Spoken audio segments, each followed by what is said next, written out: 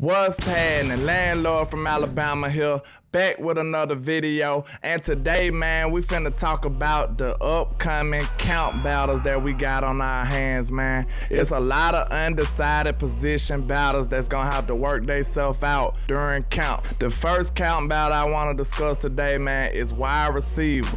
We need wide receiver 2 to be defined. So with Michael Gallup being out for the first couple weeks, man, this position gonna be very, very important, man. Then we lost Coop and Cedric Wilson. So this wide receiver room is getting real thin, and we need to see who gonna step up in the regular season. We did pick up James Washington from the Steelers, but his role has not been defined yet. We believe he got potential, but he hasn't showed us nothing on the Cowboys yet. So he did do pretty well with the Steelers with an old struggling Big Ben, but he could become a decent player for the Cowboys with young Ryan Dakota. Then we drafted Jalen Tolbert. Him and Jalen Tolbert probably gonna be going at it, have to fight to the death for that wide receiver 2 position. But I bet you the front office and most of our fans are hoping that Jalen Tolbert takes this job. We are hoping that it's not even really that close. Hopefully Jalen Tolbert shows that he is the better option for wide receiver 2 while MG is out, and reign supreme and take over that role. Now let's talk about the second count battle I'm interested in. That's the tight end 2 position. With the departure of Blake Jarwin, he ended up having season-ending, maybe possibly career-ending surgery or injury or whatever to his hip. So the Cowboys released him and let him go. That left a big-time void and hole in our tight end room, man. So we drafted Jake Ferguson, and we still got Sean McEwen. So that's gonna be a battle to see who reigns supreme in that second tight end position, man. We really need to see who's gonna be there. Kellen Moore really gets in his bag and gets busy when it comes to 12 personnel, so that's gonna be very interesting going in the count. It seems like the offense kind of started stuttering when we lost Blake Jarwin, and it was a struggle going down the stretch. We was on fire early because 12 personnel give you the threat of run and pass, and you can do both well when you got 2 receiving tight ends like we had. But going into next season, we gonna need to know what's going on with that tight end 2 position to help out our OC, Kellen Moore. Okay, battle number 3, we got the defensive tackle situation. And Neville Gallimore went down last year. We got a big, heavy dose of Oso Odighizuwa. We got to see what he was capable of and what he had to offer.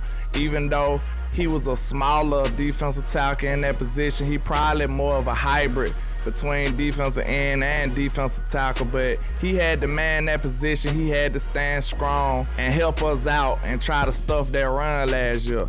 But as you seen down the stretch, he started to lose a little of that momentum, a little of that engine, because he was undersized going up against those 300-pound players repeatedly. It does take a toll on you when you're undersized. So they started being able to run on us. That was exactly what San Francisco did with Deebo Samuel.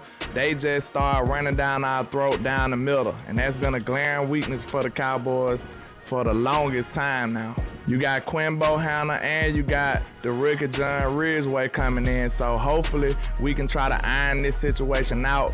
We still got Tristan Hill as well. He's not showed nothing for real. He's been very underwhelming, but he was married to the last coaching regime, so this coaching staff don't owe him nothing. So we will see what happens to Tristan Hill. He could be a surprise cut, or we need to just iron this situation out as quickly as possible. We need a trash can full of dirt in the middle. Now, the next battle I'm looking forward to is the cornerback position, the cornerback 2 in particular. With Anthony Brown, the fan favorite, everybody loves Anthony Brown, but he had a pretty decent, solid season last year, according to his standards. It was pretty decent. I know us as fans, we gonna remember all the bad times and the critical moments that he was getting burned in and stuff like that just scarred us for life, especially like that Raiders game. He had like 5 penalties in the overtime and closing seconds, but Anthony Brown is someone that we can stick with. He is a veteran. He's a capable player. He manned that position the whole year last year, but us as Cowboy fans and the front office want to have an upgrade at that position. We want someone to come take it, Kelvin Joseph in particular. Hopefully he don't have to get suspended or nothing due to his legal issues, but we do need a cornerback to step up and upgrade that position. Kelvin Joseph, then you got Nation Wright. He could be an option, but we'll see what happens to him. He didn't do anything last year. He barely got on the field. He was pretty impressive in camp, but we never seen anything materialize from him throughout the season last year. So hopefully he can step up.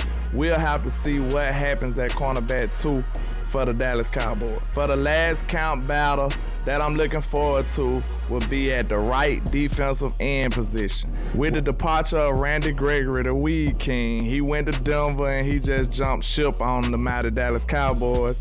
But we will see them one day soon. But we did lose Randy Gregory, and that left a hole and left a void in this defensive end room. And we did acquire Dante Fowler from the Falcons. You know, Dan Quinn, old player, old team. And I'm sure Dan Quinn knows him better than anybody else knows him. I feel like Dan Quinn will maximize Dante Fowler. I feel like he will have a decent showing as a Dallas Cowboy. As you know, anybody who play on the side of Tank Lawrence, they usually go off. You can look at Robert Quinn, you can look at Randy Gregory. It's other players that down the line that usually just do well when they play on the side of D-Law. D-Law demands a lot of respect from the offense, and sometimes they try to double team them. So when you look at this right defensive end position, you got the new rookie that we acquired, the Micah Parsons clone, you know, Sam Williams, and then the last year's draft pick, we got Chauncey Golston. Those are gonna be some battles that we're gonna have to see and see what happens and see how it shake out, because Sam Williams was a highly drafted player in the second round. Chauncey Golston didn't have that much stock in him last year, so we're gonna see who edges each other out in that position, man. I like to see Sam Williams win it. I'm pretty sure the front office would like to see Sam Williams get more snaps than Chauncey Golston and Dante Fowler. That'll be in the best interest of the team, but we never know what's gonna happen with these young rookies. It could go either way. It could be boom or bust. It could be decent or regular. We never know until we get these players in, start playing these games, and see how they perform against grown men under them big bright lights.